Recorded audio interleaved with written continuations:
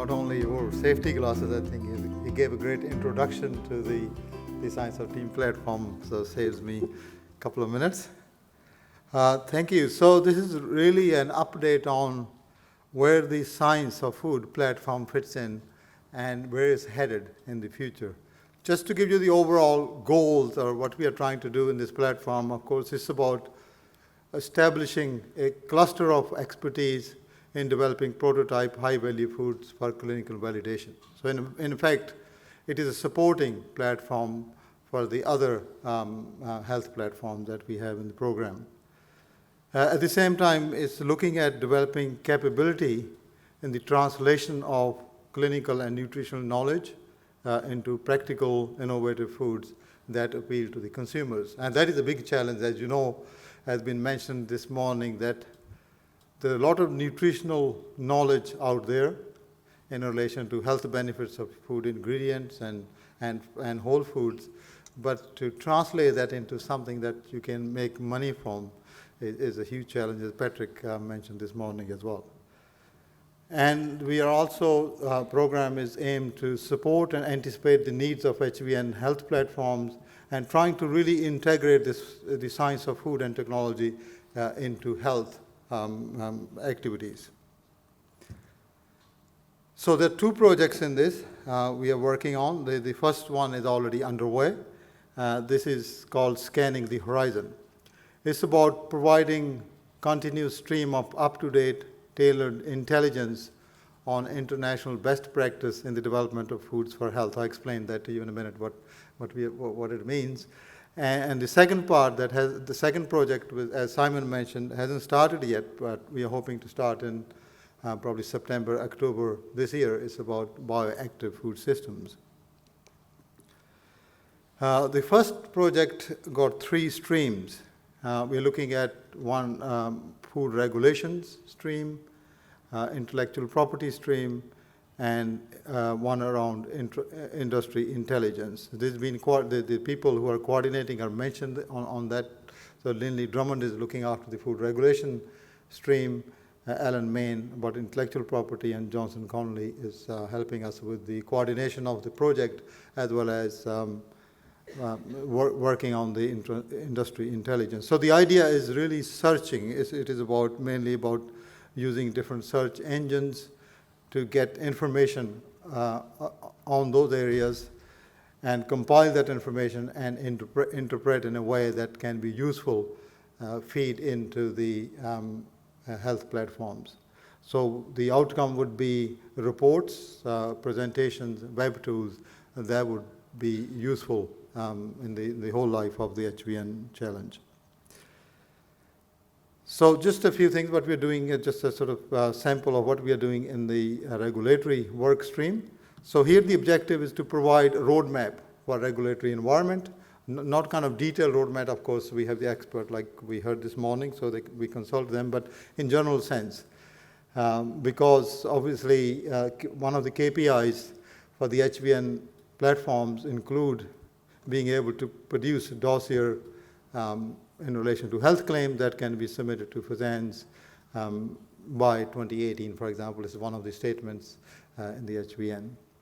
So this stream is helping the health researchers to look into what's really required in terms of clarity of requirements for each health platform and certain toolboxes they can use to assist through the regulatory processes, and also presenting some case studies so they can get a bit of handle on what really will be needed at the end of the day. These are the expected outputs. Of course, this stream is facilitating relationship with FSANs and MPI, providing linkages to regulatory networks in the regions, establishing databases, what different authorities are, who to contact, and that sort of stuff.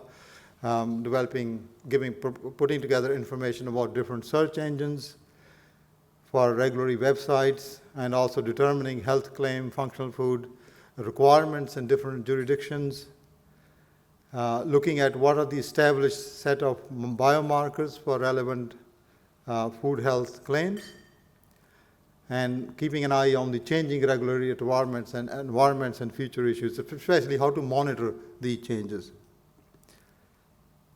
And these are the targets we are looking at, obviously mainly based around Asia, but also keeping an eye on the other influencer jurisdictions. Of course, the information quite often from those get translated into the Asian regulatory bodies.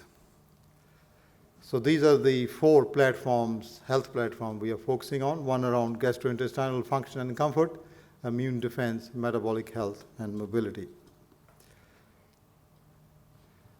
So we are looking at the kind of what sort of information is required across different jurisdictions. So consistency of information required, what's required in terms of characterizing the material and delivery, safety, dose, mechanisms, at least based on the published information, and well-designed human studies to demonstrate the health outcome, at least have enough material to be able to produce and go to the regulatory bodies in terms of looking for a health claim.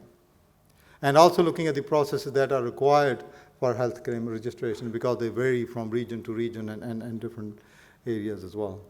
So this is just one example, chocolate for your health. Patrick probably know about this one. This is just an example of good quality health claim given to Barry Calvet, Belgium. This is one of the largest manufacturers of chocolate and cocoa products. So this is the health claim they have.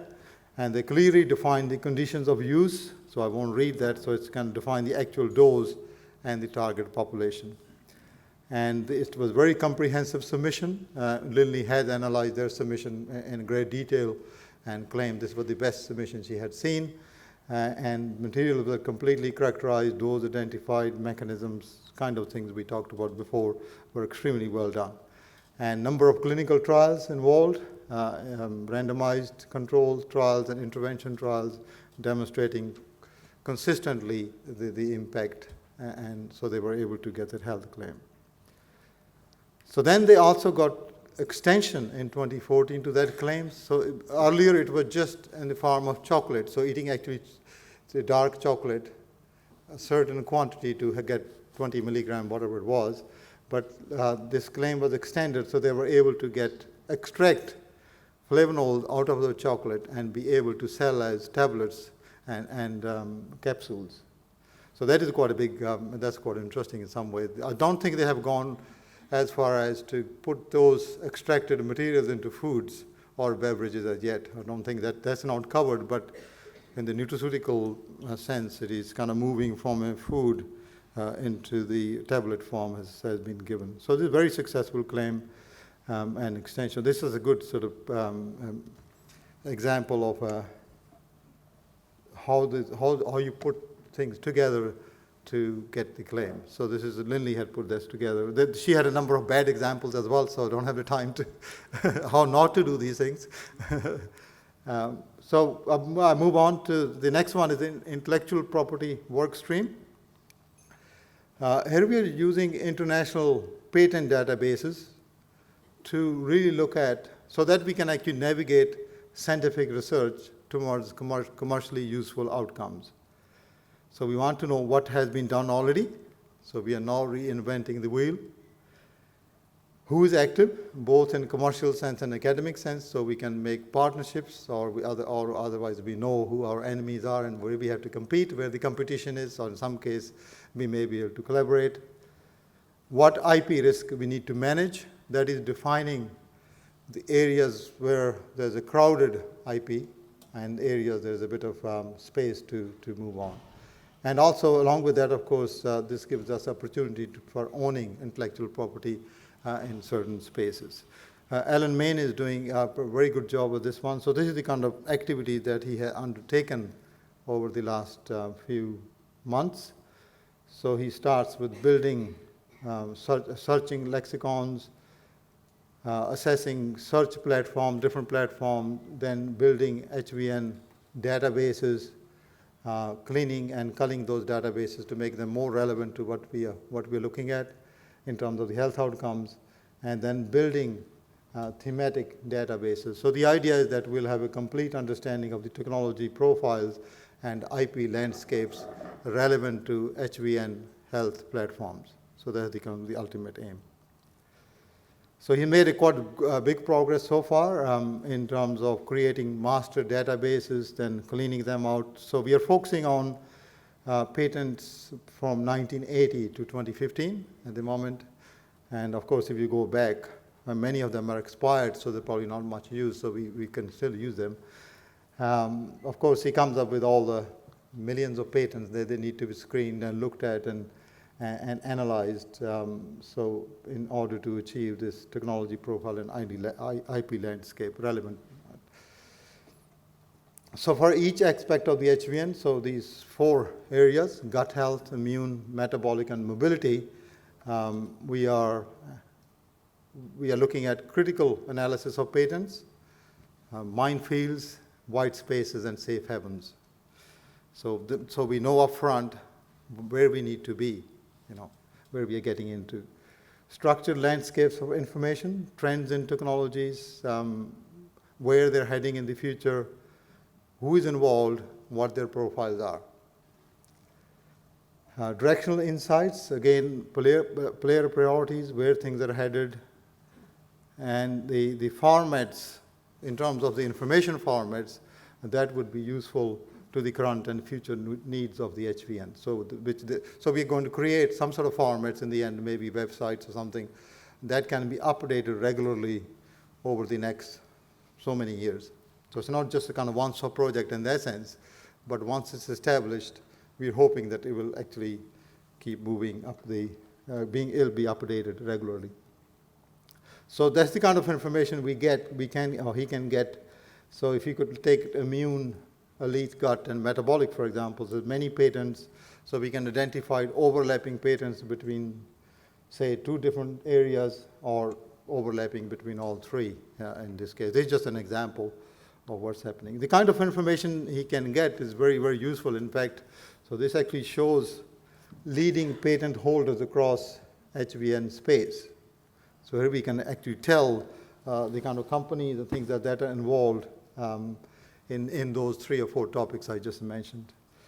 In this case, Nestle, of course, and Pfizer and GSK. And so this will involve a little bit of the kind of the non-food things as well, to some extent, not the medicine, but some oral delivery systems as well. So, but that gives us a kind of good where we are at in terms of involvement of companies and who owns large number of patents. So this is just take an example of, for example, immune.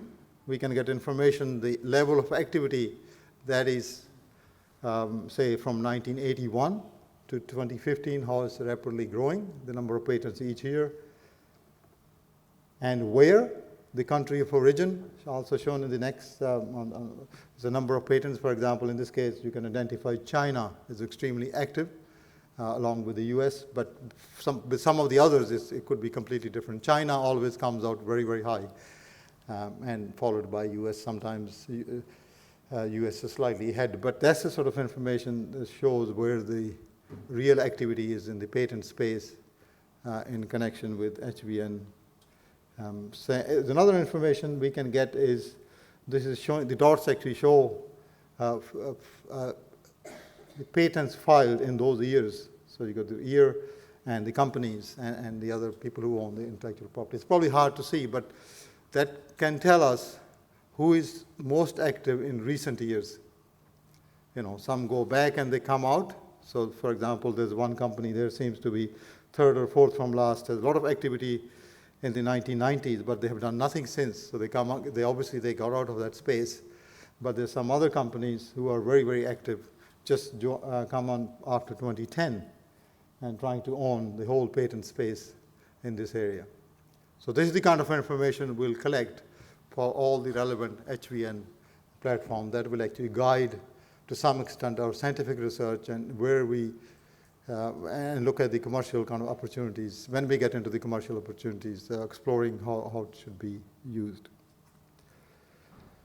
And the third one is scanning the horizon. This is it's about industry intelligence work stream, where we are interested in monitoring emerging and growth trends in markets in relation to foods for health.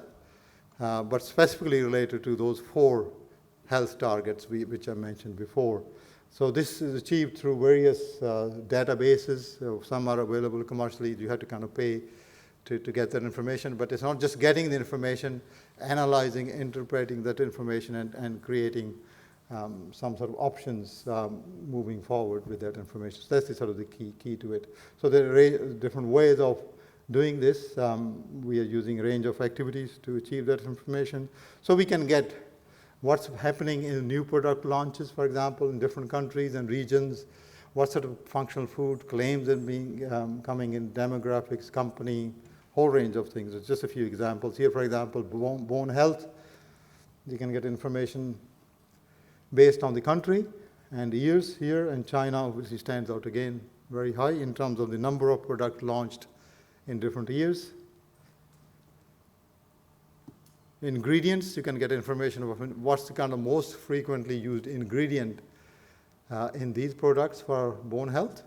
Whatever you can find on the label, I guess you won't know the actual detail any more than that. The type of products, dairy, of course, very popular for bone health as a delivery medium. Companies, so Fonterra, obviously, because the aniline brand kind of stands out quite well, and Nestle neck to neck.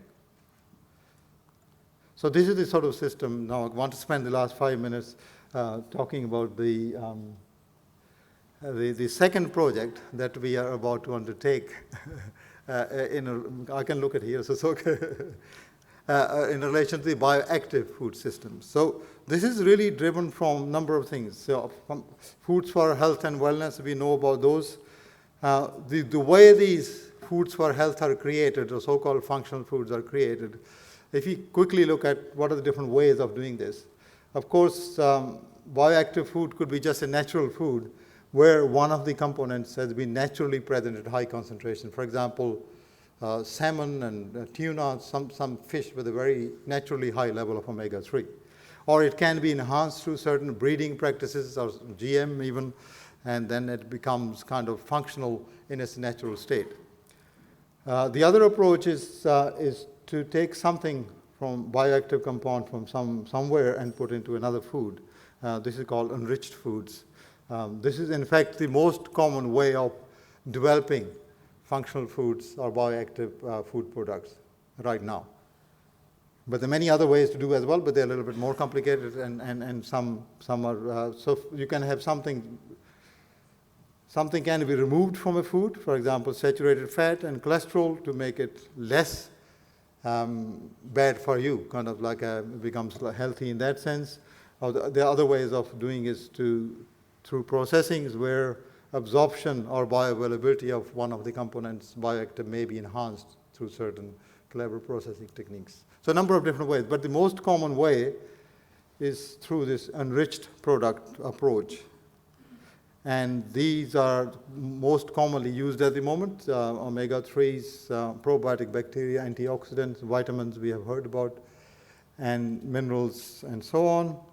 And we have many products, so-called functional food in the market. These are probiotics, probably the most successful one so far, phytosterol, enhanced margarines, and other materials, and many more, omega-3s. Evolus is the one with I think high blood pressure reducing peptides, and there's several other things, especially in Japan. So, but the approach really is, product development approach is around taking some bioactive from a source, from a food, say mostly food source, and putting into almost everyday product, if you like, and make it more functional. So the problem with this one, the real challenge where the food science and food technology play a key part, is that these bioactives, all bioactives are very different. They have different molecular, physiological, and biochemical properties. And these properties are not always compatible with the food metrics, processing conditions, storage conditions that food normally undergo. So it leads to, this method of fortification or enrichment leads to many different problems: solubility issues, flavor, taste, retention of physiological activities, always a big challenge through storage and processing. Bioaccessibility, bioavailability is a big one again. And recently it's beginning to realize that the food metrics and structure will affect the kinetics, and that can also impact on the final health outcome as well. So some examples given here: polyphenols, challenges of delivery into things like loss of bioactive functionalities, sensitivity to oxygen, temperature, light. GIT environment is very stringent, it's a bitter, even though it's water soluble. Carotenoids are water insoluble, but they have many other type of problems. Omega-3s, terrible taste, sensitivity to oxygen, always oxidizing, very, very difficult to formulate. And things with bacteria as well, of course, they live only in very comfortable, cold environments. Once you take into the ambient supply chain, you can't do anything. So it's really big challenges. So one of the way forward is to look at some of the nanotechnology and pharmaceutical sciences approaches to solve some of these problems. So we've been interested in looking at the nanotechnology and pharma-inspired approaches, but the difficulty is that if you look at the pharmaceutical drug delivery systems, they use synthetic polymers, surfactant, and the production methods seem to be quite high. Production costs seem to be very high. And their focus is mainly around delivery, uptake, and efficacy of drugs. So the challenge, if you want to translate that information into food, the real challenge is, can you find something that's food grade, inexpensive, easy to make, easy to commercialize, can be scaled up, and we can show clear benefits. So there are opportunities in this space which had not been fully explored. In fact, food does offer many materials which can act as building blocks of delivery systems. Here we got a number of them, and in our lab we have done work on developing a number of these as well. So you got proteins, you got polysaccharides, oil bodies, starches, cellulose, fibers. They all can be structured in a way so they can actually perform the same function as the pharmaceutical protection delivery systems. So we can use those to create new structures and delivery methods. So our aim is to look at some of the newer pharma-inspired delivery systems to build a portfolio of food-safe technologies to deliver and protect and deliver exemplar bioactives. So this is one of the things we will be doing. Using these new technologies, but we are also very much aware of that we need to use the New Zealand advantage. And of course, the protein is quite, most of our food economy is dependent on protein, so very keen to use the kind of new ways of structuring proteins along with New Zealand-derived bioactives to create the new type of protein-enriched exemplar foods that can be very functional and can deliver the bioactivity in a most bioavailable form possible. I think I'm finished almost. So this is sort of summarizing really sort of what we really aim to achieve with the second part of the program. So we'll be looking at developing system technologies for delivery of water-soluble, lipid-soluble, and insoluble bioactives relevant to the health platforms. So there will be a mix of known and new technologies. And we also start something that can give us a little bit of intellectual property. So exploring some of the pharmaceutical approaches to bioactive delivery so that we can achieve enhanced bioavailability and target release to the GIT. And also with this, we'll have to build in the structuring aspect of it, because that's quite critical, how to control and modulate delivery of bioactives in the GIT. So these systems then will become a part of the new food formulation that we may have for clinical validation in the end, and that will contain the knowledge and the bioactives being identified and tested by other health platforms. So everything can be built around the new technologies, possibly new intellectual property, and new sort of food format. Sorry, I think I'm over time. Your video was too long. Anyway, I'd like to acknowledge the team. Richard Archer is here. Phil is also here. Charles Brennan from Lincoln. Jolan Dar is here as well. Simon Loveday, Lindy Drummond, Johnson Conley, and Alan Main. Thank you very much. Thank you,